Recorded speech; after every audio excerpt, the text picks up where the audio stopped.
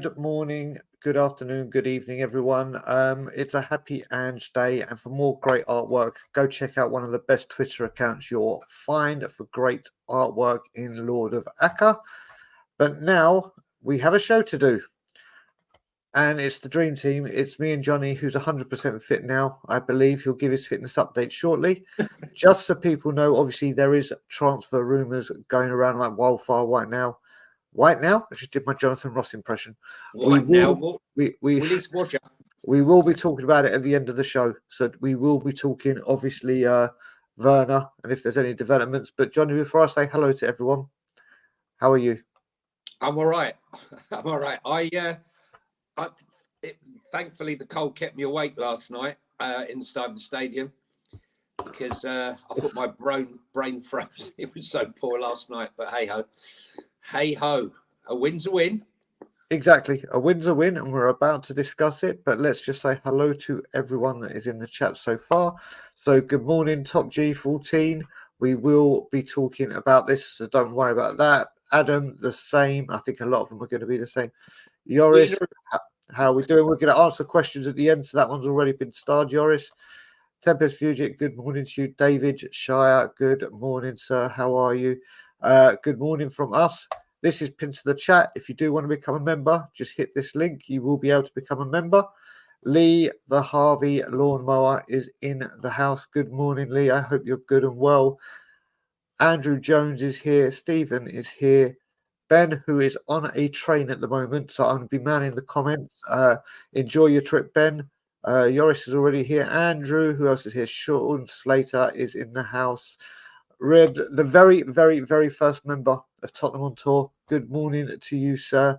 Andrew Gregory is in the house. John G is in the house. The beautiful Ren is in the house. I hope you're good, Ren. Daryl Denton is in the house. My brother from Sweden, Tony, is in the house. Just a harmless potato is in the house. Who have I missed? Fran, good morning, is in the house. Mark Cousins, the sheriff, is in the house. Morning. Fire report, mate. At the moment, I can report that there are no flies buzzing at the moment. No doubt when we get back to the warmer weather, they will reply. But one thing's for sure, I won't be leaving around any fruit or bananas hanging around.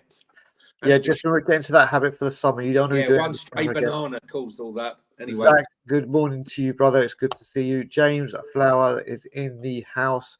We also have a super chat from the wonderful Tom81. Big up, brother. I hope you're good and well. Norman is in the house. Taz is in the house. Carl is in the house. Are we up to date? We are up to date. We are up to date. So let's right this show. So people, I'll keep doing this every time. We will talk the negatives. We will then talk the positives. Special mentions for players that deserve it, and I know exactly who Johnny's one is going to be straight away, funnily enough. Then we'll talk about the big man. But Johnny, as first and as always, negatives. Oh, listen, look, I'm sick to death of these injuries. It's just, I'm not buying. You know, a lot of teams have them. Yeah, we're playing less games than any team in the top 6 divisions. Okay. We aren't playing that high-intensity press of Jurgen Klopp's Liverpool where they don't stop running. I mean, you look last night, I saw Richarlison pressing at times and no one else pressing. And then I saw another player pressing and no one else was pressing. We're not pressing as a team. The injuries it's shambolic. Another hamstring injury. I mean, okay, not all of them are happening in training, but there's a mixture of something that's happening between training, medical analysis, monitoring players that are entering the red zone. The sports science is so advanced these days. I don't believe that we should be having more injuries than a club like Arsenal. Could you imagine Arsenal, right, without Saliba, Gabriel, Saka, Rice, Martinez? I mean, imagine, right? They're having a meltdown. I'm seeing the press giving them they're out without Timber and Partey and Tomiyasu, and this is why they're not playing well. Hello, our second 11, our injured and missing 11 would beat our first team. Basically, that's the truth of it. So I just, something's not right. You know, here we got agency staff in the medical department. When you buy a thoroughbred racehorse, you see the trainers and the owners spend untold sums of money, you know, with bathing and monitoring and non-stop monitoring. I just find it incredible that a club like Spurs don't have a full-time medical analysis team or sports science team that's stopping whatever's going on happening.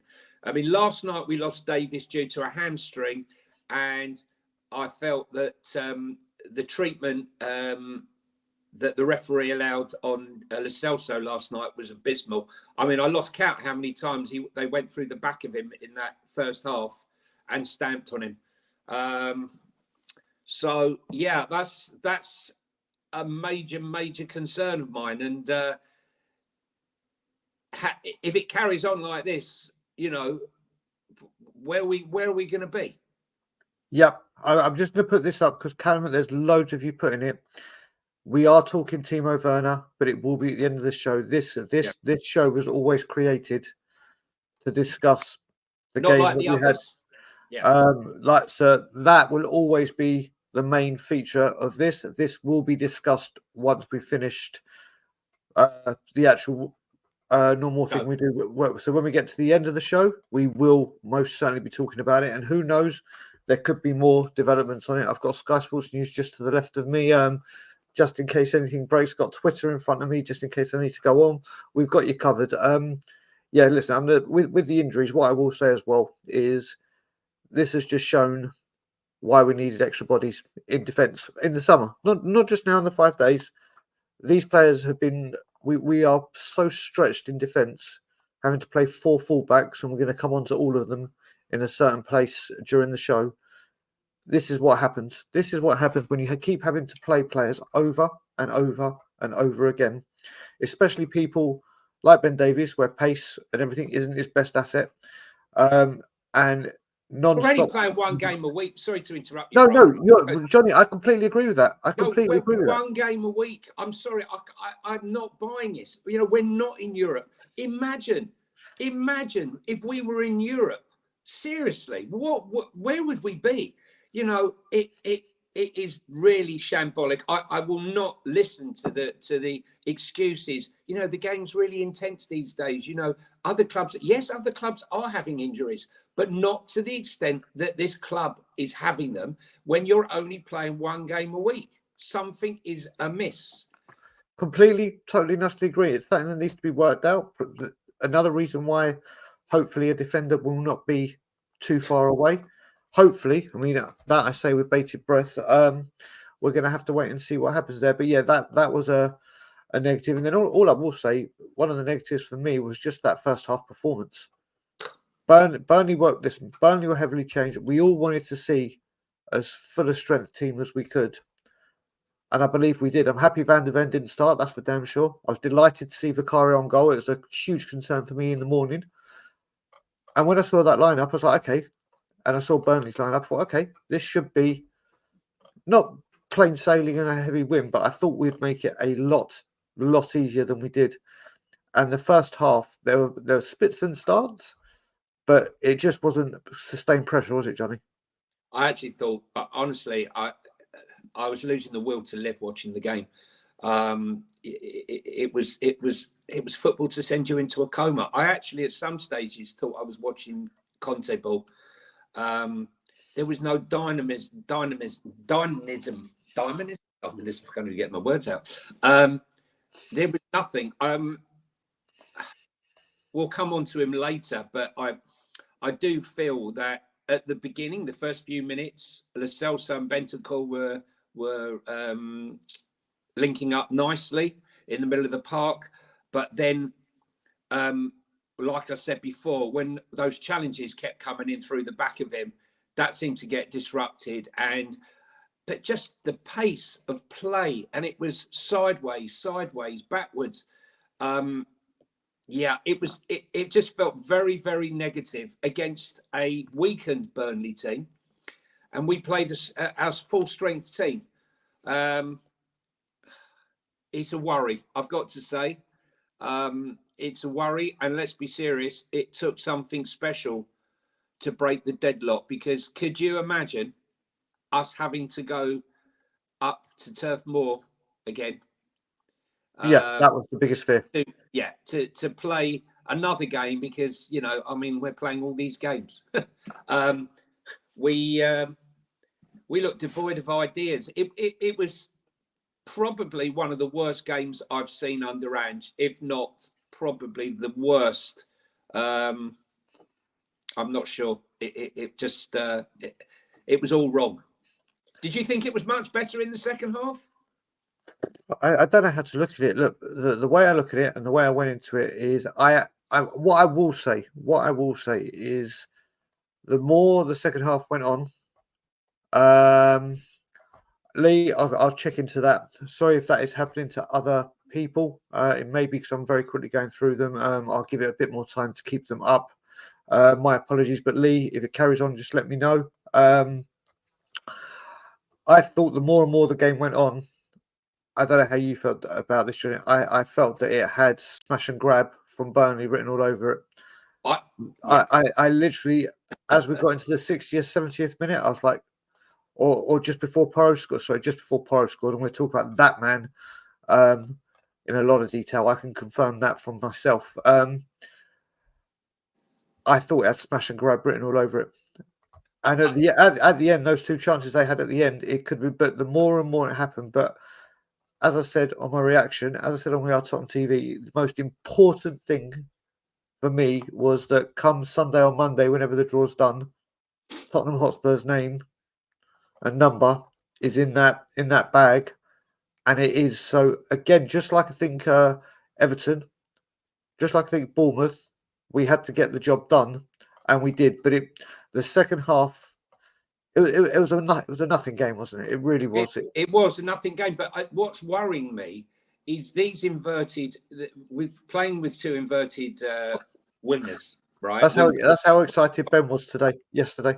Yeah, when we're playing inverted backs, the problem is the amount of space that we afford the other team to exploit and give to them is sometimes. I got to be honest with you. When you're playing a weaker team, even Bournemouth. Look at Bournemouth last week, 25 shots to our 12. It's a worry, because when you come up the likes of an Arsenal or a Liverpool, you afford them that amount of space.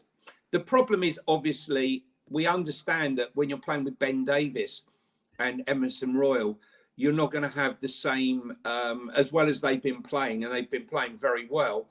The speed and the reading of the game, like Romero and Mickey van der Ven.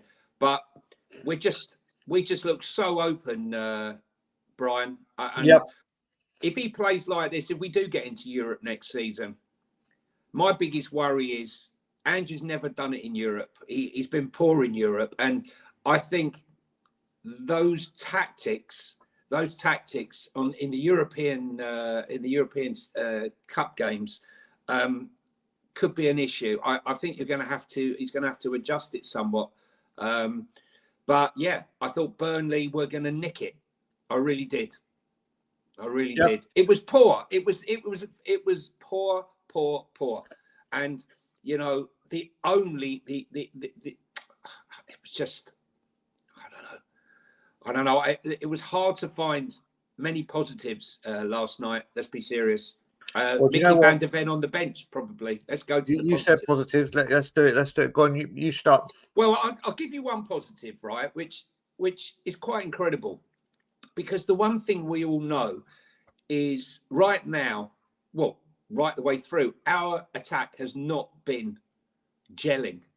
Our front, our attacking line. I mean, at the beginning of the season, we all thought, the attack is going to be great. We've got so many options. We bought Solomon, we bought Johnson, we got Richie, we got Son, but defence could be an issue because Mickey van der Ven was new. He's only just come in.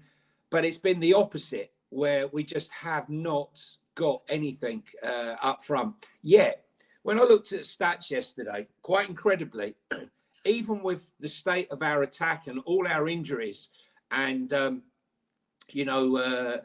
Richie's getting his abuse and all the others getting their abuse, Spurs, for scoring from open play, Tottenham have got the most goals of any team in the Premier League from open play.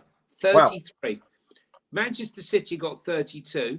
Liverpool got 30. And you're going down to Arsenal, who have only got 20 goals.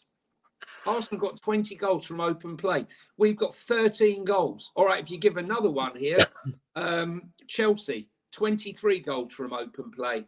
Oh, Newcastle, 27 goals from open play. So we look at our club, our team, and we think to ourselves, we could be so much better up front. And we can. Yep. And yet, those numbers suggest that what we see is slightly different to these results. I think we have to get a grip, guys, in the fact that 6 months ago, we were watching a team that was scared to pass the ball. And now we berate our players for being positive, trying to break the line to make progressive passes that may go astray. This is Ange ball. We have to embrace it. Yes, mistakes happen, but, that kind of play allows us to get into these positions where we are scoring these goals from open play. So let's embrace it and not, go mad when a player tries to bring the ball out from the back and he loses possession. Yeah, I'm going to put positive up that, which is away from the game, but the minutes applause that was given to Harry Pittman, including when the cameras go to Ange and he was obviously giving his respect. Such a tragic thing to happen, but one thing you can always rely on with the Spurs fans is when it comes to things like this is solidarity and class, and that was most certainly honoured as a token towards the family and their grief. Positives. Listen, like I said, I'm trying to think. Literally, I think you could say that, like I said, Van de Ven on the bench, love him or hate him, and I'm on the latter. Sessegnon was on the pitch. That's mate. The fact that he got on the pitch and walked off it and wasn't taken off of it. Donnelly got minutes. Scarlett got minutes. Well, that was good. That was good. I wondered. I tried to work out whether someone in the Spurs team had laid McDonald's hamburgers along the touchline there for Sessegnon. I swear to you, honestly, right? He's got some work to do to get fit, by the looks of it. Yep. So right, do you know what? I think that's the positives done. Now there are going to be a few players. Even though it wasn't the prettiest performance, there are certainly players that do deserve special mentions. Johnny, you always go first. Well, listen to Peter as well, please. Smash the lights. Yeah. Listen, I've stood by this player for a long time, and I've got a lot of abuse for it. I don't really care because I believe I know my football. But when we look back on this period, should we go on to win a cup? Should we go on to challenge for the title even, or we go on to get top four? We will look back at this period and thank the players like Ben Davies and Ange-r Royal for getting us through this period of our game. In the state that we are still challenging and still in a position. I mean, you've got to remember, since he came to this club, right?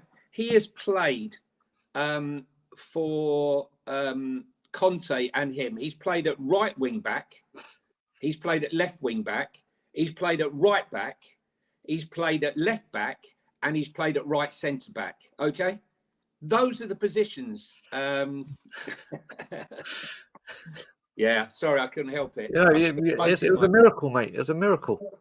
Yeah, I mean, he's played in 5 different positions. The lack of respect for Emerson is a disgrace. It really is. I mean, the guy's only 24 years of age. All I hear every single week, got to get rid of him. What do you want?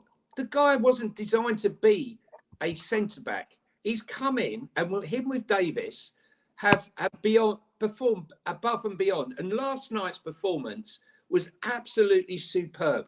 And I still saw people say, oh, he can't bring the ball out. He can't bring the ball out. He was bringing the ball out. He was progressing the ball. He was calm. He was passing the ball across from the back. And last week, he put the ball through, a beautiful ball over the top to set Johnson free, to set up Richie's for his third. And he had that unbelievable shot from outside the box. Listen, haters have got to hate. Haters have got to hate. Thanks, Ryan. Yeah.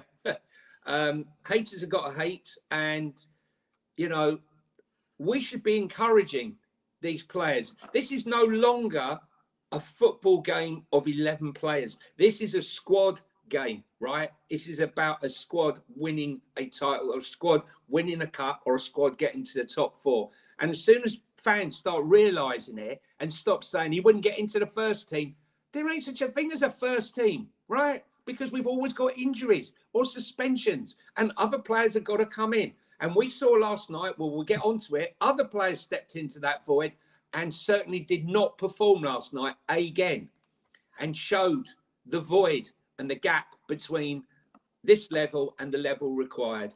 Long may it continue.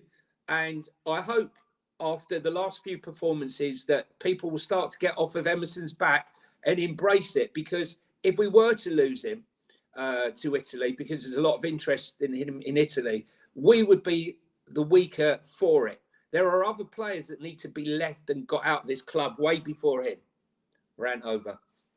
That was a party political broadcast for the Royal. And he plays with a smile on his face, guys. Brazilian style. So I forgot to mention, before I speak about Emerson, I forgot another positive from yesterday. It means my brother Ryan will be here for an extra game at the Scotland Yard with me. So that's always a positive thing. Although I don't think anyone has been barred from the Scotland Yard when I've brought them in. My odds are Ryan might be the first if we lose the game. We'll have to see. Emerson Royal, listen, I was one of them. I will say that the two biggest Emerson Royal fans I know is you, and Collison, or Nick Barry, Sean, Phil Grant, whatever you want to call him. I used to give him a lot of grief, and I mean a shitload of grief, until the Fulham game last season, when he started playing that kind of introverted kind of position. Inverted right wing. Why do I keep saying introverted? Yeah. Inverted. I don't know why I keep saying he's not introverted. I can Thank you, Johnny. I need you with me every single time I'm about to talk about him, so I'll say that every time I do that. But he started playing better.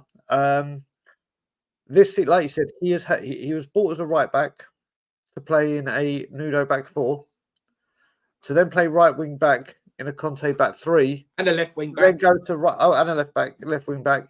He's played across the board, and he has improved dramatically. That doesn't still mean he's exceptional, but from where he was to where only 24, from where he was to where he is, there's a sizable difference. And like you said, if he goes, let's just say he went out right now, we already need a defender, and he's our only other right back. Should Porro, please God, don't get injured. I think he has played very well in a position he's not familiar to, especially yesterday.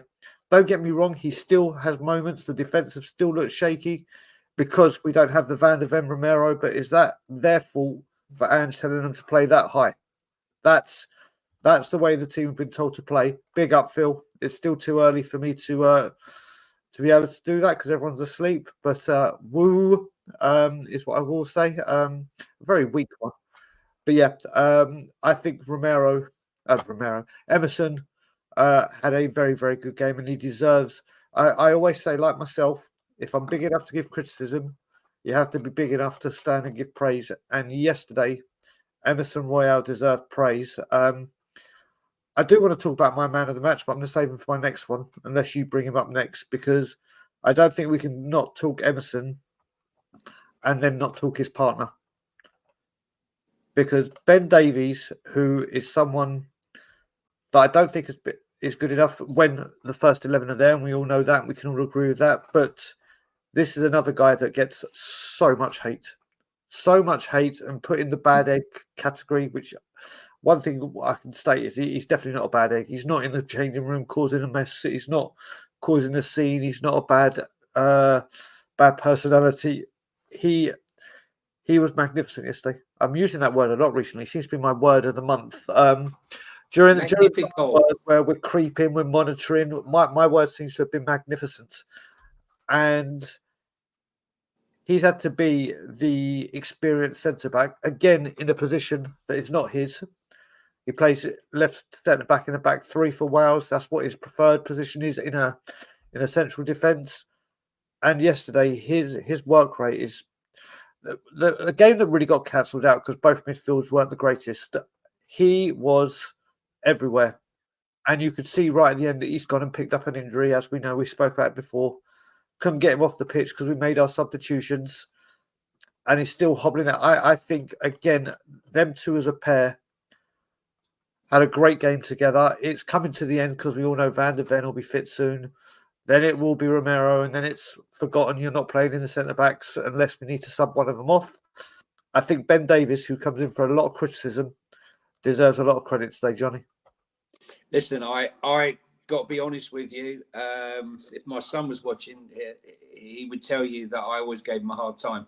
And I felt that he wasn't good enough. But he's been outstanding in this passage. And this is what I said. This is a squad game now. There's no such thing as a first 11. And both him and Ange-r Royal have got us through this period and got us into a position where we've got no right to be. And both of them have earned the respect. They should have earned the respect. Damn. And quite honestly, you know, his performance and Dyer's performance are light years apart. I thought he was, again, exceptionally good yesterday.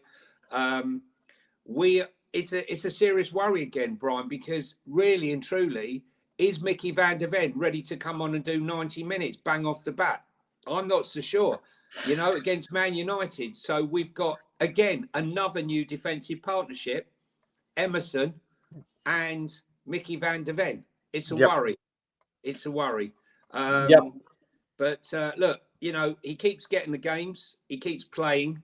So, you know, you can't knock him being in that squad. And without him, without those two, we'd be in serious trouble right now. You're right. So, you're right. So your next one. I've got to mention him. I'm going to leave the other one for you. Thank you, sir. Because I'm a good guy, right? You are. You're a very good guy. I am going to tell you. This is hard, man. Oliver Skip. Wow. Just okay, you're going negative. It's absolutely shocking, man. It's like I hope James Flower isn't here. Huh? I hope James Flower isn't here. I know he hates it, right? But I'm sorry. He was abysmal yesterday. He was absolutely abysmal. Look, I don't wish anything bad on the kid, right? There are levels, okay? Why he started last night ahead of Højbjerg, I just don't understand. When Højbjerg came on, the level went up. He was chasing shadows last night. He's just not good enough. And let's be serious. When everyone is back fit, he's nowhere near that first team. Nowhere near that first team. And quite honestly, if it was for me, if Højbjerg has to leave and he wants to go, you sell Højbjerg, you sell Skip, and with that money, you go and buy, in my opinion, Conor Gallagher. I know he doesn't want to leave. Chelsea wants to sell him, but you need to go and buy a top player. He is not it. Their levels. I mean, he's miles below Sarr. He's miles below Højbjerg, progressing the ball and other such parts of the game. Isn't this? I know it's laughable. I mean, laughable. Just look at Højbjerg's stats. I mean, Højbjerg's played for Bayern Munich. You know, he's rated by managers. He played every game more or less under Conte and under Mourinho. There's a reason for that. Listen, Skip tries. You can't fault his effort, but it's like a Johnny, answer this question because he is in the chat. Oh, here you go. Right. James, right. What Gio did was kept getting fouled in that first half. James, if you honestly think, mate, right, if you honestly think that Skip had a good game last night, then I can't help you. I really can't. I'm not saying I hate the guy. I'm saying there are levels, and that level is not. You're not going to tell me at any stretch of imagination that with a full strength squad, he's getting anywhere near that team. He's not. He's not. He'll be lucky to make the bench. He would be lucky to make the bench when you got Solomon fit and all the others that are currently not there. He will struggle to make the bench. It's as simple as that. I'll tell you. What. When we talk Ollie Skip, and I've got a comment, I'll bring Franz up, so I'll leave it here so it doesn't go missing. First of all, the one thing I do remember him doing, and this isn't me taking shots at him, was in that first half, that pass that he overhit, like really badly, really badly. But I am an Ollie Skip fan, but he's not an Ange Postecoglou player. He isn't. If we still had Antonio Conte, if we still had Jose Mourinho, I think Ollie Skip flourishes at Tottenham Hotspur. I really, really do. I just don't think you understand how to kick the ball. I cannot remember, apart from that pass. I'm being serious, and I'm not just because. Listen, he wasn't the only player that's like this. I can't remember anything he did apart from that. I remember that pass. I just don't think he is as Postecoglou player. And like you said, the thing is, when you look at it, the midfield, when everyone's fit and raring to go, he's not on the bench. No. Or he may creep onto the bench. But that's the thing. I think listen, I went to Conte. I was at the Leicester 3-2 when Bergwijn scored those goals, and he got his injury. Until then, I think he was our best player that season. He was that good. There's players that fit a system, and I just don't see where Ollie Skip figures in it. But you know what? Fran was completely right. But listen, long enough dillying and dallying. I made an announcement yesterday, and it was time to share with the group. You're pregnant. Before I do it, Paddy basically said exactly what I just said. I love Skip because he's one of our own, but unfortunately, he's not good enough to cut it in the Ange system. That's what it is. And listen, if we need to get some money in for homegrown is an issue, we get another homegrown in, hopefully. But that is where I stand. Skip. Can I just clarify here, right? Yeah. I don't hate Ollie Skip. What I'm saying is you cannot fault his effort. His effort is always 100%. But you need more. He's not all the sum of parts that are needed for this system and this squad. It's as simple as that. Go on, Brian. Who's your next? Yeah, the next one, like I said, I made an announcement. Listen, I'm very, very open with my my thing, and I'll say it again, people. We are aware of Timo Werner. We will be talking about it at the end of the show. This show has always been about the match the night before, so we will be talking Timo Werner, but it will be at the end of the show.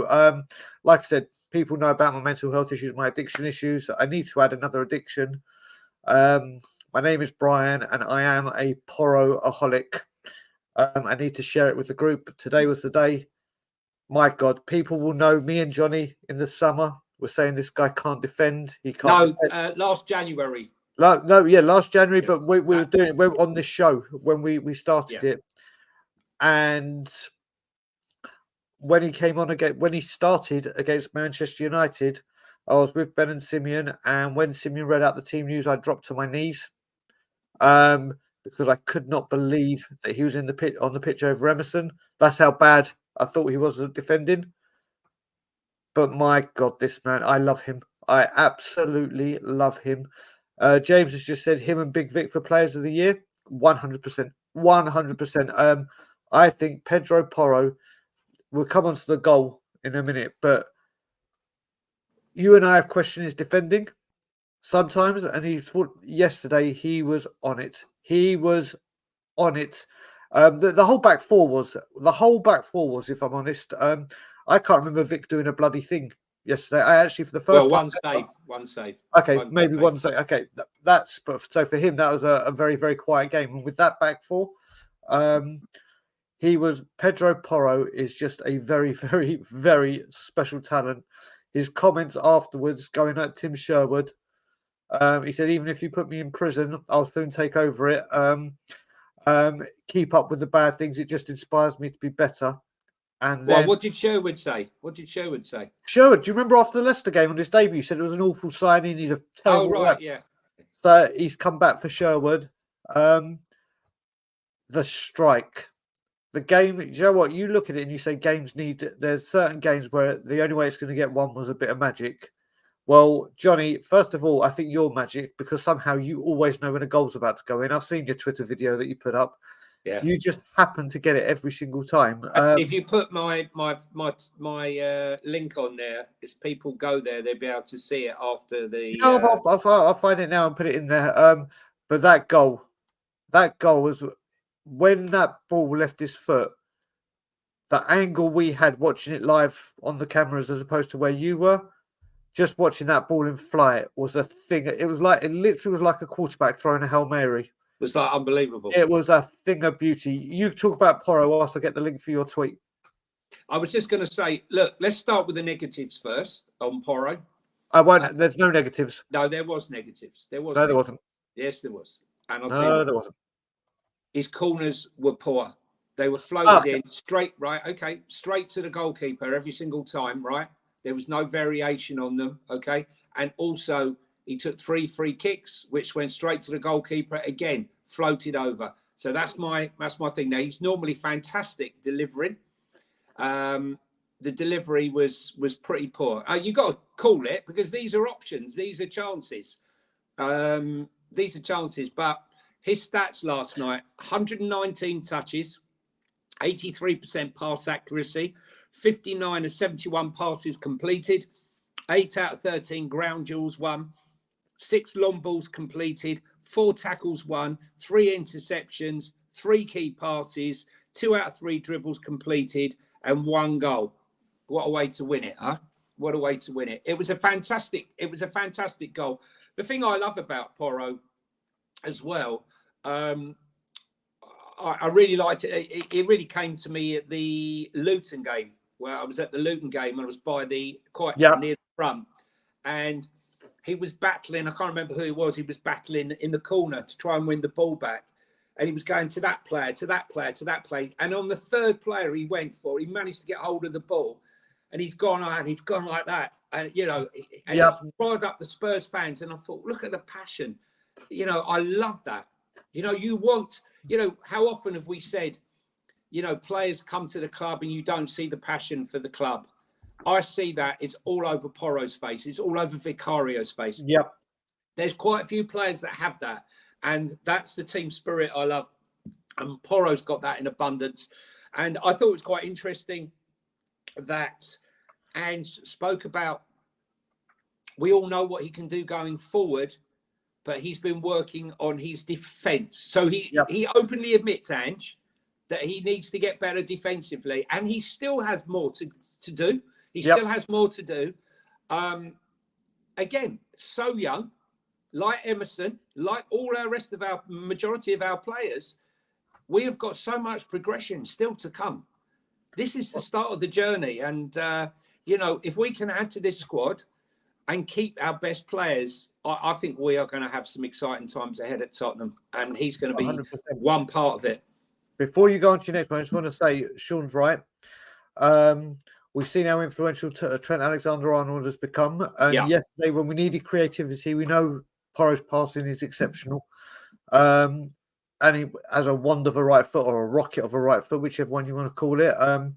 He's becoming more and more influential in this team, and not just a player to make up. That he is having a big impact. And Alpesh, I have to say, I think I've had this since the Manchester United game. I've just been trying to fight it and deal with it and seek help, but I can't go. I can't keep it under wraps any longer. I'm a Porroholic, and I'm damn proud of it. Johnny, your next one. Listen, I've got to be honest with you. It was very hard to find players that played well last night. I'm going to mention another player who I thought was extremely poor last night, and that was Kulu. Very disappointing. Very disappointing. I mean, I've never heard en masse a crowd say the same thing over and over again. he came down on that right hand side, okay, and then checked back, and everyone, I can hear like not 1 or 200 shouting, cross the ball, cross the ball. Oh no, he's gone back on his foot and he's passed it backwards again. And it was eat, sleep, repeat, eat, sleep, repeat. When he made the substitutions, I thought, right, this is your chance to shine now, right? You can now go inside, right? And you're in the middle of the pitch, and you can now start to influence it. He didn't. He looked lethargic. He didn't use the space. I just thought he was extremely poor. It's probably one of the worst games I've seen him play.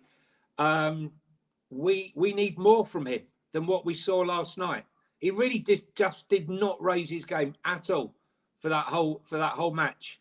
And he's had a game off as well over the period when he missed Brighton. I expect more. We expect more.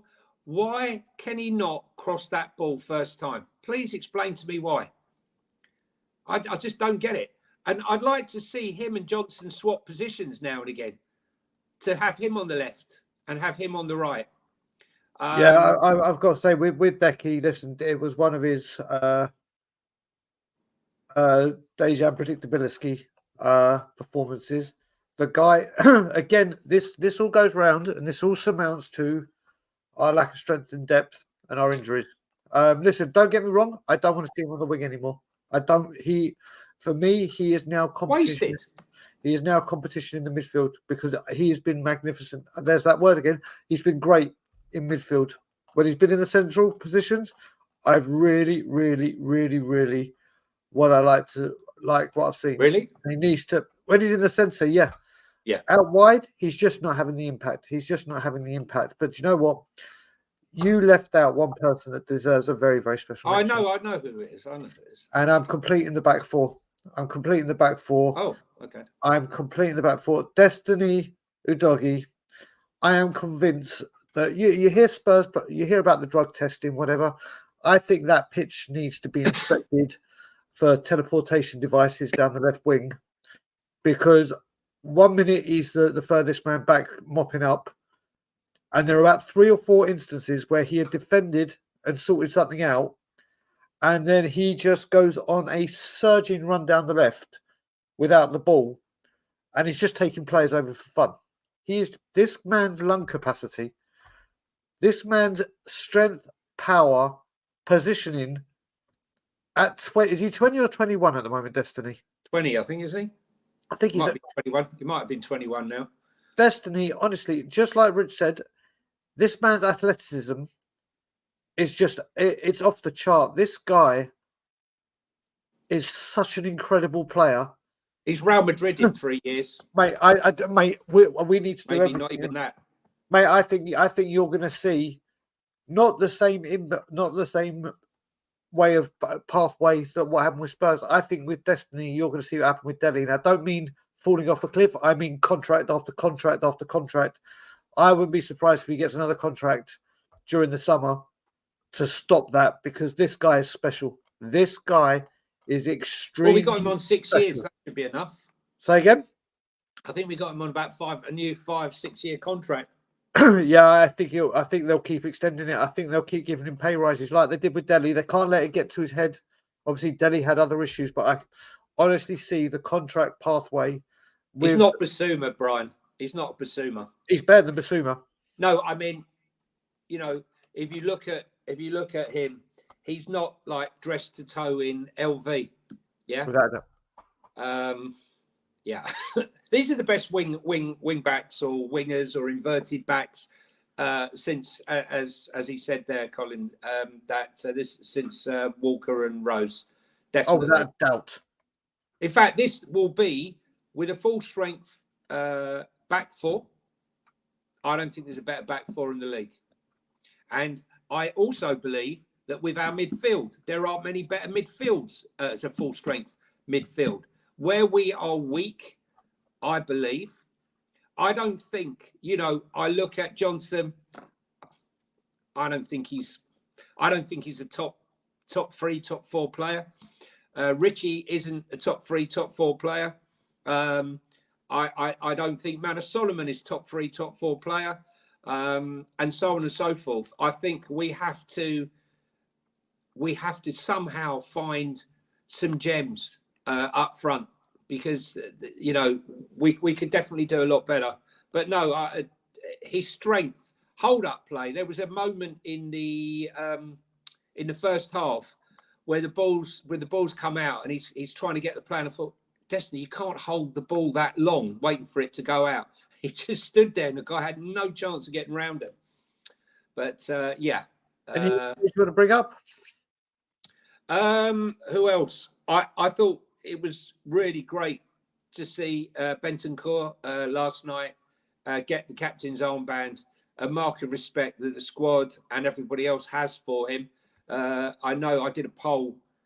Quite a lot of people entered it, and Davies came out the clear winner.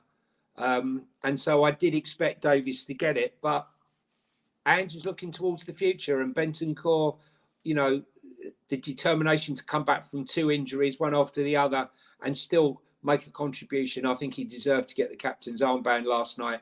Unfortunately, his quarterback cover in Oliver Skipp wasn't up to it, and Gio just got kicked out the game. He limped off Gio at the break, and I was surprised he came out for the second half. But Bentancur, I was surprised he lasted as long as he did. I'm hoping that coming for the Man United game, he can go a little bit longer. I do worry though, Brian. I don't know about you. I know slightly off topic there now.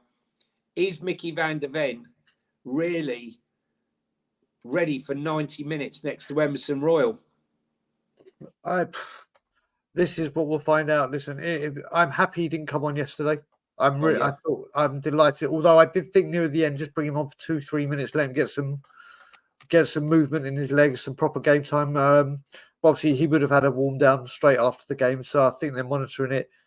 He's essential. He is. But if he's not ready, if he's not ready, I don't risk him. If he's not ready, do you go? Do you push Destiny? Do you press Destiny into left centre back alongside Emerson, and then put Ryan Sessegnon? No, we're gonna have to Debo and Dragerson all in, and everything will play. Yeah, of course he is. Wink, wink, nudge, nudge. We've offered him go-kart rides and a skywalk, and he still won't come. What's wrong with the guy?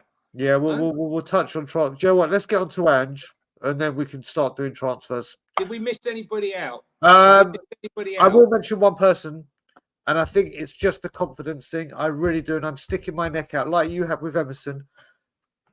Brennan Johnson. We are watching that game, and do you know what the word someone said to me? I can't remember who it was. It was my friend Tom.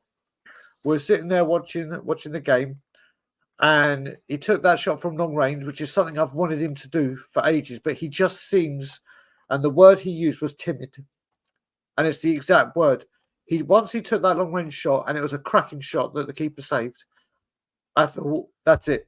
Now he's going to have some confidence, and now that might spark him into trying a few more things. It just didn't work for him. He had the volley where he hit it into the ground, it bounced up. But then right before the end, where he's on the wing and he's trying to hold the ball up and he backheeled it out for a throw-in, I think he is really low on confidence. I still think, like Colin Crossett, I'm going to stick my neck out and defend him all the time when I can. And I just think something just needs... sometimes when players go on a goal-scoring drought, and then they get a lucky goal, and then that's it. They go off on a massive run. I think it is just that waiting to happen with Brennan. I just don't think... If you're still at Forest, where the expectations, with no disrespect to Nottingham Forest, is a lot lower than it is at Tottenham, I think he'll be a lot more confident. I just think at the moment, at his age and everything, this move to a huge club, the huge stadium, the huge expectations, he's just worried about doing something wrong, and I think it's really affecting him, Johnny. Listen, he's older than Papassar, he's older than Van der Ven, he's older than Udogie, he's played in the Premier League, right? Okay. Yep. Sometimes I feel like he's Brenda Johnson rather than Brendan Johnson. I mean, it's all very nice when you saw the players coming in and they're all showing pictures of snakes and their girlfriends, and he's got a picture of his mummy. Very nice to have a picture of your mummy on your phone, but he needs to have an edge to him. He needs to discover an edge. For me personally, 40 million plus add-ons, Elise, Eze, I could list Morgan Gibbs-White. I could list other players who I feel are already better than him, already plying their trade in the Premier League. I hope he goes out and he does the business and, you know, he progresses. I really do, because no one wants it. But he's like a little boy he just seems like a little boy in a man's game. Oh, you know, like, come on. Honestly, I think. Listen, you mentioned people like Pape Matar and the youngsters. Yeah, different players are acclimatized differently and whatever. I think. But he's been playing in the Prem, Brian. He's been playing in the Prem. There's no excuse. Yeah. Listen, mate. People make moves from Premier League team to Premier League team. Doesn't mean it always works. Yeah. He's come in, and it's taking time. If I'm honest, I thought he would have settled in a lot quicker. I thought after his goal against Wolves, that'd be it. Got to remember, he's had 2 injuries, because that's what you have to do at Tottenham. You come and get injured. That's part of your initiation.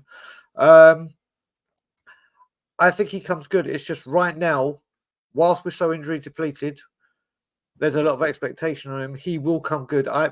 He's the one I'm going to keep defending. But I thought after that long range shot, this might have been his night. It just didn't work out that way. And I just hope, who knows, mate, he could score a goal at Old Trafford. Look at it, the 90th, but last time I went to Manchester in the Etihad, who supplied that brilliant crossing for Kulu to get the draw? Brennan Johnson. I think it's a panic buy. I honestly think it was a panic buy. We just sold Harry Kane, the greatest striker ever to play for our club. Yeah. And we've gone out and we spent half of that money. We spent half of that money on him. I'm not saying we would get Morgan Gibbs-White now. I'm just saying, you know, when you look at pro rata for players, he just looks weak. He looks weak. He doesn't have the bite in the challenge. When you see Pedro Porro and even Benton Corres coming back from injuries, you know, and Lo Celso, he's not exactly big. The bite in the challenge, yeah? You can't pull out of a challenge. You have to go for it. 50-50. I never fancied Brennan Johnson to ever win the challenge. And, you know, I want you to take players on. You got pace. Push the ball past him and go for it, right? And also, he's tracking back. His tracking back is just poor. He needs to track back, because what he's doing, he's going forward and he's leaving Pedro Porro really exposed at times, especially when he's playing inverted. There's a huge gap behind it. You know, if you're going to do that, you've got to have the engine to come back and cover that space. Yeah. Okay, so is that right? Let's go. Is there anyone you want to quickly mention before we go into to no, I don't think so. Oh yes, Richarlison was extremely poor last night. Again, it's probably one of his worst games for the club. I mean, he had a couple of chances, but he again, another one. I mean, in fairness to him, there was no supply at all. There was nothing coming from the middle of the park. Nothing at all. Nothing came from Brennan Johnson. Hold up play, I think he was good, Johnny. Hold up play was good. Just he's not there to hold up the play. He's there to put the ball in the net. Yeah, I mean his highlight moment was when in the second half, in the first half, when he tracked all the way back and a Burnley player, I'm not sure who it was just about to shoot on goal at the edge of the box, and he tracked all the way back and nicked the ball off of him. That was about his highlight. It's not good enough. I think many of our team, most of our team last night was subpar. Majority. There you go. So right, let's move on to the man himself. Ange-r Postecoglou. Listen, where do you start with him? I mean, just his press conferences. Look, I'm in a group of mixed fans, and I was saying, you know, the guy's a breath of fresh air. Oh yeah, breath of fresh air is going to win you a trophy, and you know. And I tried to explain to them, when you've been where we've been for the last 4 or 5 years of just having your name dragged through the mud, having the piss taken out of you endlessly for 4 years, to suddenly have a situation where might Socceroos, when are England playing Socceroos next? I'm not sure. I'm not sure. Sorry, I was searching. Yeah, so it's a breath of fresh air. I mean, some of the comments like that about, do you picture yourself winning a trophy? Do you picture yourself winning a trophy? I've already got the pictures, mate. I've already got the pictures, mate. Got loads of, you know. Yeah, you're lucky. No, it wasn't luck, mate. No, mate, it wasn't luck. It was hard work, you know. I make my own luck. His comment about the knife, you know, the stabbing of that poor 16-year-old boy. Yep. The comment about the photographs, the just the way he handles everything. You know, now Ben Davies is injured. You know, can you let? Are you worried about Eric Dyer going? No. You know, he's straight to the point. And if you ask a stupid question, you'll get the Ange treatment. It's so refreshing. There's no blame game. We've had two managers that blamed anyone and everyone other than themselves. Conte, far worse than Mourinho. Mourinho still had that cheeky chappy about him at times. Conte didn't. Just a miserable git. It's hard to believe that 6 months ago, where we were in the doldrums with no hope, basically, and then this guy signs, and the vast majority of people went, Ange, who? What a joke. We've hired some bloody Australian who's played in Australia, Japan and Scotland. How's he ready for the Premier League? It took him 5 minutes to win people over in his first couple of press conferences before we kicked a ball. Yep. And it's just progressed. And the football that we're playing, and to be in this position, 1 point off a second, with all these injuries, is mind-boggling. The only negative, as I say, something is going wrong with either our training or our preparation, which is costing us dear. But I was going to bring this straight up. There's a lot of people saying Ange is a breath of fresh air, but I got home last night and saw that interview where they're trying to, when he said Dyer was injured, and they're trying to get to, is it because he's on the way to Bayern? And Ange snapped. He goes, if I tell you a player's injured, he's injured. Don't ever doubt my integrity. It was the first time where obviously we know, and we all started this season, oh my God, Ange is a joker. Everyone was loving him. It was the first time I'd seen him snap, like as a reporter. Yeah. And I think the reporters now know, don't come at him because he'll give it as good as he can get. The most important thing I'll say about Ange yesterday is I was so concerned of the lineup he was going to put out. I was so concerned that once again this club was going to disrespect the cup. I was so concerned Forster was going to be in because maybe it's in his contract or whatever. He played the strongest team he could. Wasn't the prettiest of game. Listen, a lot of them aren't Ange Postecoglou free-flowing football style players.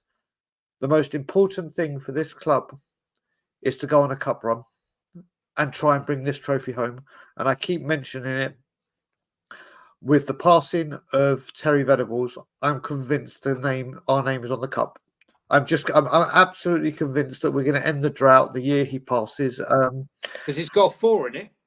Yeah, it's lucky for Spurs when the year ends in 4. That'll be the new. But mate, if we win that might have to. If we win it might have to become the new thing. I think yesterday he did everything that was needed. Listen, we're on a bit of form now. That's 3 games back to back. Most importantly, as well, we kept a bloody clean sheet for the first time in God knows how long. Tottenham Hotspur. If someone has listen, we had Vicario in goal, which obviously is a huge help. But I can't remember. I actually can't remember the last time we kept a clean sheet. And I'm being serious. Was it actually? It was Notts Forest, wasn't it? It was 2-0 Notts Forest. They had a goal disallowed for offside. So Notts Forest. Okay, so after Notts Forest, I can't remember the last clean sheet. The last one I can actually remember is Luton. So I don't know if it was the first clean sheet, Forest, Luton. But getting a clean sheet and getting us in the fourth round of the FA Cup is massive. So well done to Ange. Okay, let's do it, because obviously there's been so many people talking about it. I woke up this morning and literally my phone was red hot, and I was like, oh God, what's happened? I was like, has something happened to family or friends? And obviously all WhatsApp groups, everyone that's in this chat, 152 of you, all your phones probably were going nuts, and it was going nuts because of one player and one player only. And if you were giving me 500 players, or say Brian mentioned 500 players that Spurs could be linked with, I will tell you now that Timo Werner would not have been one of them. What I will say on this, and then I'll go to you, Johnny.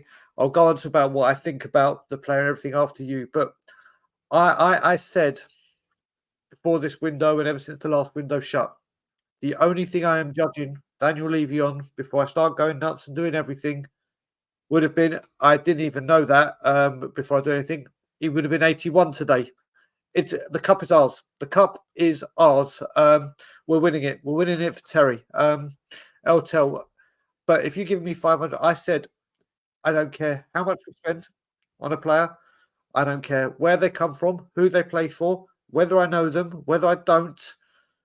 All I care is Ange wants his players in early, and he gets them in early. Now, centre back for me is still, we went down another defender. For me, Spurs can multitask and get a defender over the line at the same time that this is getting done. But I said I wanted players in early, and I have to stick to my guns and say, if this happens, it is a player in early. Do I think he's a good player? Debatable, especially after his run in the Premier League. I mean, Johnny, what are you making of it? Look, he's been at Leipzig since 2022. He scored 11 goals. Now, a much easier league to score a goal than he was at in the Premier League. I think he scored 78 last time he was there. We complain that Richie is not scoring goals. I mean, he was injured for about a year, but I mean, he scored 5 goals already in this season, and he gets pelters. The only thing I would say the why Ange would like him, and it's a no-brainer, is because it's a loan. And second of all, Werner can play through the middle, through the flanks, or actually in midfield. He's played in midfield before as well. So he's a big player. Can Ange turn him around? Because he hasn't set the world on fire at Leipzig. He really hasn't. I mean, let's not make any bones about it. 11 goals since 2022. He's not great. And I don't know how long he was at Chelsea. If anyone knows how long he was at Chelsea, 56 games for Chelsea, 10 goals. Okay. I thought we were buying goals. I thought we needed to buy goals. Or do we need to buy pieces of the jigsaw to create space for others to score goals?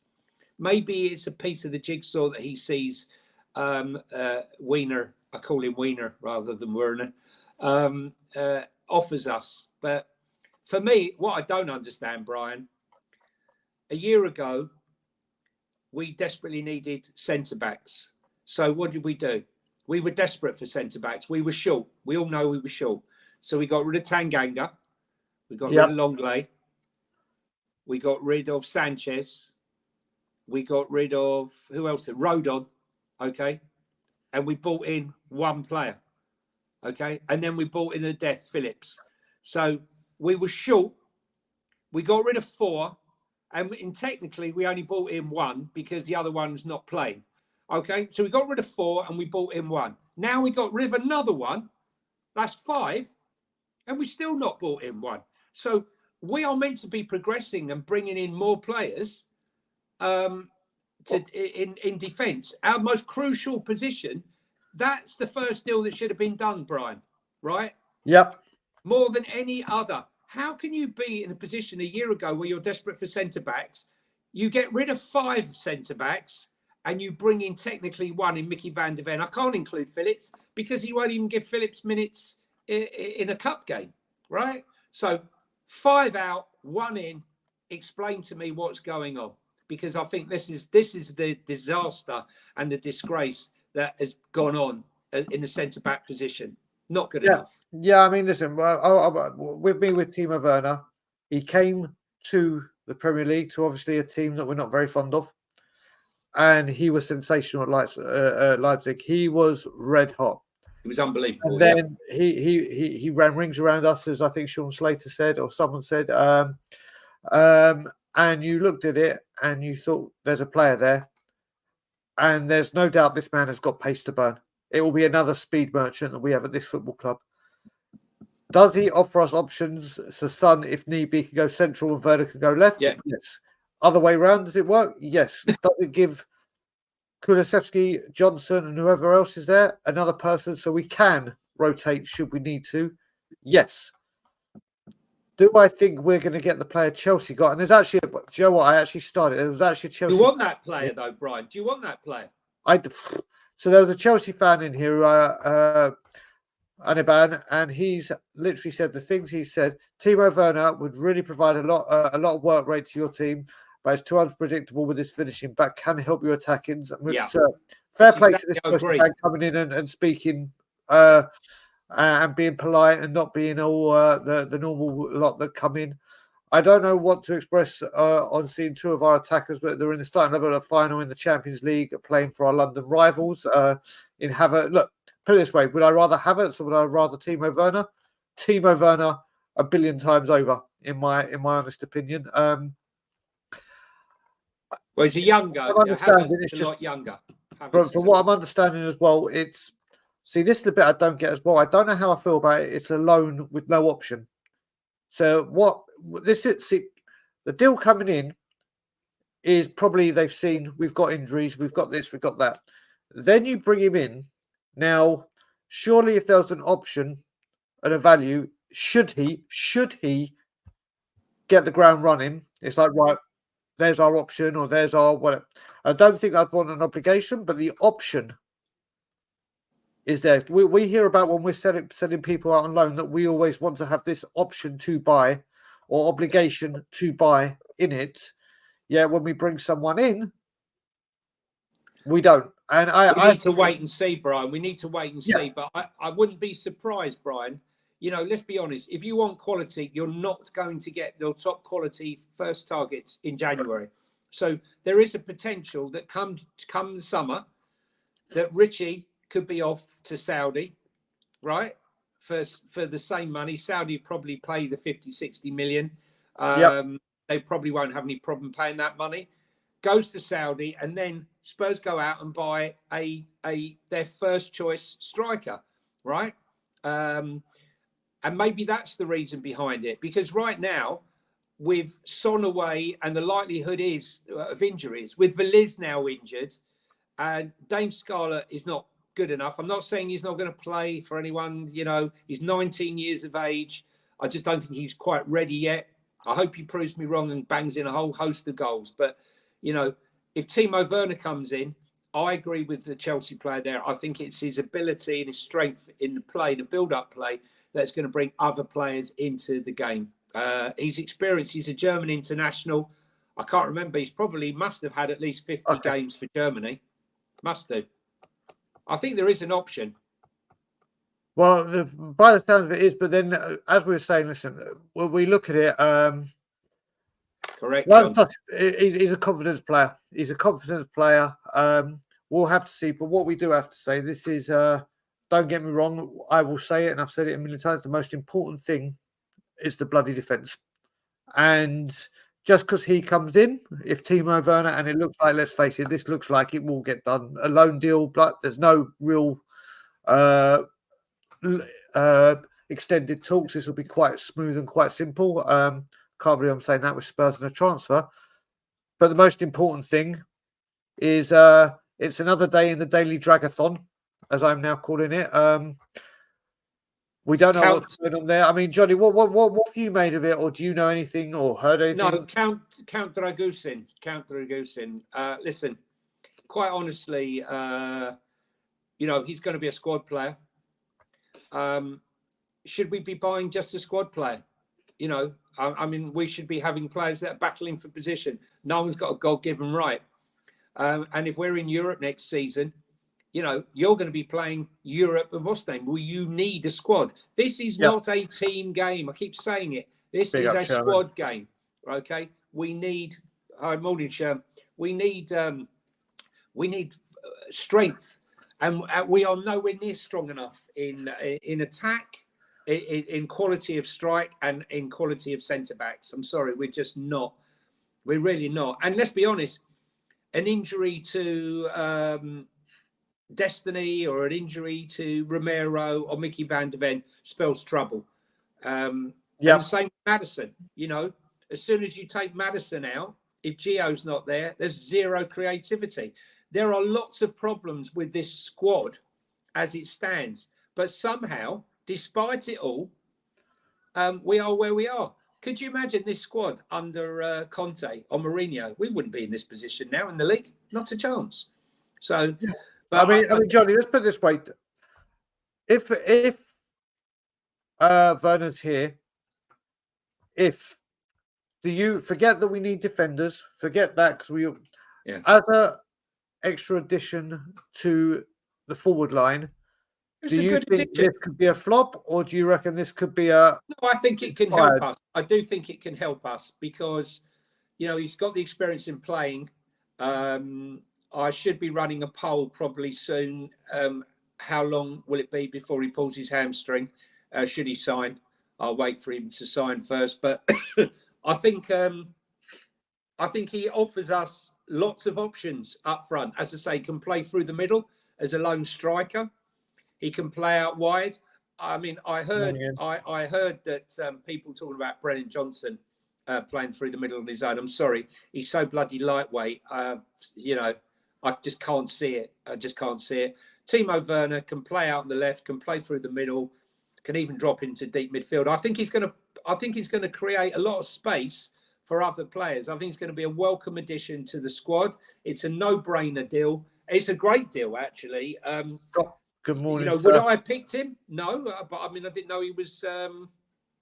What would you say? We would be higher. Scott said we'd be higher if Conte was here. Oh, yeah, right, okay. What I will say in defence of that, I strongly believe Ange Postecoglou is doing better than Conte would. I believe that, but I wouldn't mind seeing half a season of what Conte would have done with these players. Not saying he played the same style of football or anything. Right, with these injuries, mate, he would be in front of that press, going on and on and on about. That part I get. That part I don't dispute. But I listen. I would rather Ange than Postecoglou. I would rather Ange than Postecoglou. I would rather Ange than Conte. Those players are playing for Ange. They would not. When you're sat there and you're slagging off, oh look at I've got to put on. I've got no players. I've got no team, and you're one of those players that's going out and performing, right? And you're hearing that. That's demoralising. Whereas Ange, you don't hear any of that from Ange. Every single member of that squad is a vital member of that team and that squad to him. You would not get the content. I have to say, Sean Slater's just said something as well. If Conte was here, these two wouldn't be playing. Romero wouldn't even be here probably. So, and Romero would have gone. Bernard's not a bad player. 6-1 loan option rather than Dane Scarlett. I'll take it. This is the thing. I think this. Do you know what it is?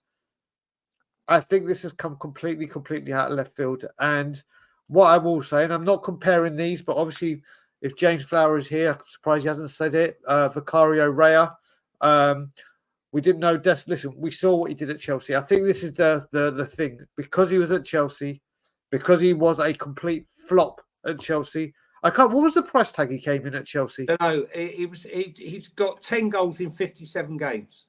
But is he playing regularly? Is he getting? Wait a minute. How much did Chelsea pay for that? He's only got 11 games. 56 games, 10 goals. And Leipzig, he's only played 35 games since 2022. He's injury prone as well. Okay. Let's have a look. I'm just bringing it up to see how much. I don't know if someone's put in the chat. Let's have a look. How much was it? 2 years, he scored 10 goals, Brian. Okay. Could you imagine if that was Richie? He'd be getting slaughtered. Of course. And that was in a top Chelsea team in 2020. Okay, so Chelsea paid 50 mil for him. Chelsea paid 50 mil, which is big money. We know what's happened when we pay big money. I mean, I don't even know if you call that big money for Chelsea. Germany scored 24 goals for Germany. There you go. Danny's just commented. Apparently, O'Keefe's just tweeted the deal is imminent. So this deal looks like deal one is. He'll be in for Man U. Be there for Man U. There you go. I mean, but this is the thing. When he comes, you got to look at that. Then if he comes in now, he's got over a week to stay. Oh, well, here we go, Tony. If Werner had signed for Arsenal, Chelsea, or Man U, would we have laughed at them? If I was honest, Tony, if I'm being brutally honest, I probably would have. I've got to be honest, because like I said at the beginning of this, if we had signed, if you'd given me if you said, Brian, name 300 players just that may end up at Spurs, I don't think I would have said this name if I had 3,000, in all honesty. And that's not because I think he's shit. His name had just completely left my mind. I think I may have done, if I'm honest.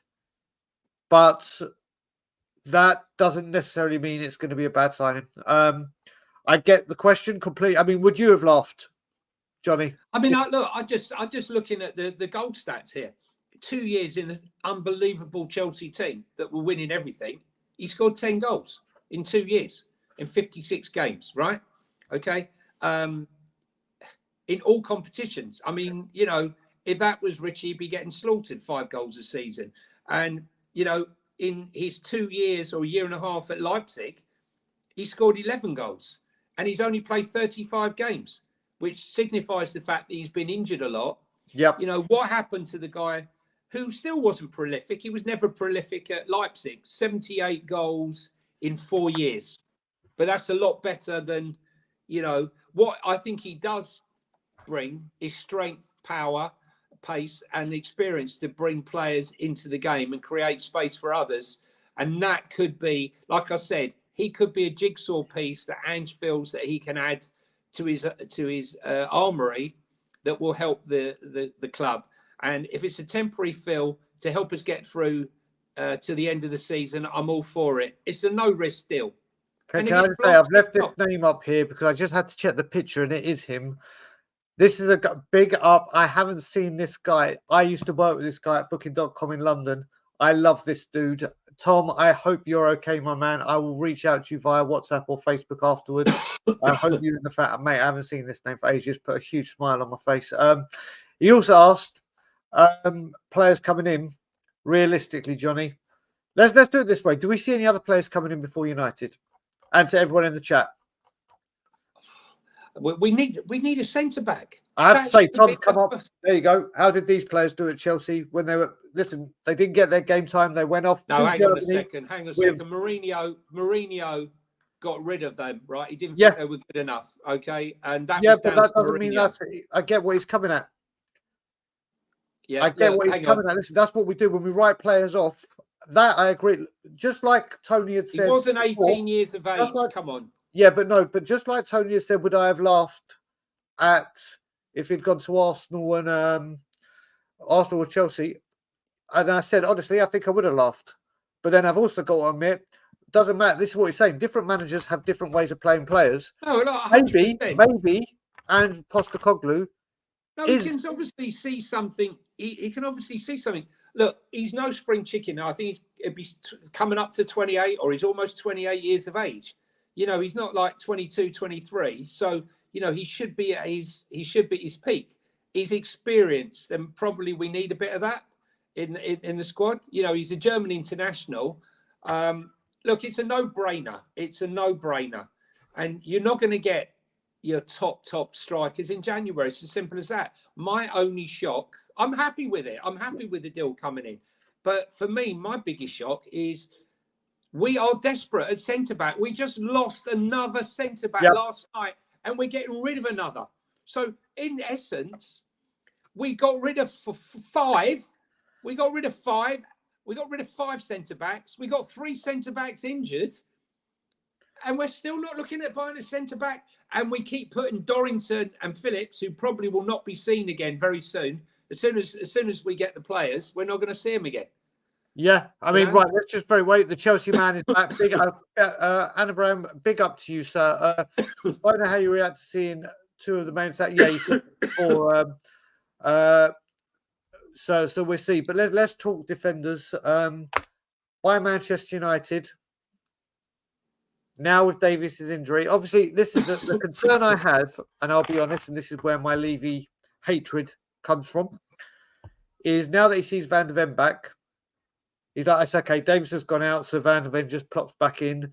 Rush isn't as extreme as needed, but then with Dyer going out, like you said, sorry, regardless of Van de Ven being back, we needed centre-back cover before the season started. And now we're here and where we are. Do we have a centre back in before Manchester United? No. You're sticking your neck out and going, no. I'm going to say no. I'm going to say no. Listen, if need be, 100. Because I worry about risking Mickey Van de Ven, I would rather not play him. I'd love Hincape as well. We both would. We both would. We were talking about it last year. Yeah. I mean, I love him. Colin hitting the hard hurt, Colin with the true facts as well. But I said this when he had to play. But he has a steamer. You watch, he'll have a blinder. Tim Krul. Yeah, he'll have a blinder, no doubt. Yeah, I mean, look, for me, I worry about playing Mickey Van de Ven for 90 minutes. I do not want to risk him against Man United. Obviously, we need to win that game. It's going to be a hard game. But I'd be tempted to play Destiny Udogie and play Reggie as left back. That was what I would do. It's a massive risk, but what else are you going to do? How would you feel rushing Mickey Van de Ven in and he pulls that hamstring again and that's him for the rest of the season? And then we're scrabbling around for the rest of the transfer window with no backs again. Yeah, again. The where I stand with Mickey Van de Ven is he is integral. If I was to say one player could be back fit and fit for the rest of the season, no problem. I don't even need a second to think about it. It's Mickey Van de Ven. And for how we want to play, for me, if someone said to me, one player you can have, including the squad that are fit now, one player that cannot get injured. I know a lot of people will say Vicario, and that's a great shout, but for me, it's all about Mickey Van de Ven. Because of how we play up the top with the high line, he is integral to everything. To me, he is still, for me, signing of the season. I absolutely love that man, and he is essential. And when it's a hamstring, especially when his pace is a huge part of his game, we have to really, really be careful. If he's not ready, have him on the bench again. As much as I'd love him to start, but if we don't have a defender in, he's going to have to start. He's going to have to start. Well, do you start him and take the risk? I'm just saying, I'd rather lose the one game and take the risk. Sorry, I'm just checking the Sunderland Newcastle score, and it's 1-0, an own goal. To who? 1-0 to Newcastle, an own goal. Okay. I look at it at one game. Look, we all want to beat Man United. It's going to be a tough game. Let's make no bones about it. With the injuries that we've got, it's going to be a tough ask. But especially with now Davies going out injured. But I would rather he didn't play and we had him for the rest of the season. If it was going to sacrifice one game for the greater good of the rest of the season, then that will be it. But I think he's got no choice but to play him. There we go. And on that note, we're going to have to end it because I am on We Are Tottenham TV duty today and I've got to go meet up with Simeon until Ben's back from maternity leave or paternity leave. So, guys, everyone in the comments and the chat, thank you so much for joining us. Me and Johnny will be back with Ange-r Management after Manchester United and hopefully talking about 3 points and a Werner hat-trick. Johnny, Wiener. Where can people find you? Yeah, Timo Wiener. You can find me here on Johnny H3232 and go and give me a follow on Twitter. And in my profile there is my new Instagram account after my last one, 9,500 got removed. So I'm trying to build that up. So if you get time, give that a follow. And obviously here with Brian on Ange-r Management. Hopefully on a few cockerel doodle doos next week, hopefully. And hopefully, listen, look, we all need, I'm just staggered we haven't bought a centre-back. First thing in that window, Tobido, Ragusin, we've had all the chat. Tosin is there waiting. You know, go in and just pay the money and get Toast in it. Premier League Right. ready. You know, ex-Man City player, 6'5", quick as anything. Right, get him in. Get him in. Pay the money. The trouble is, he doesn't want to be a bit part player. He wants to be a starting centre back.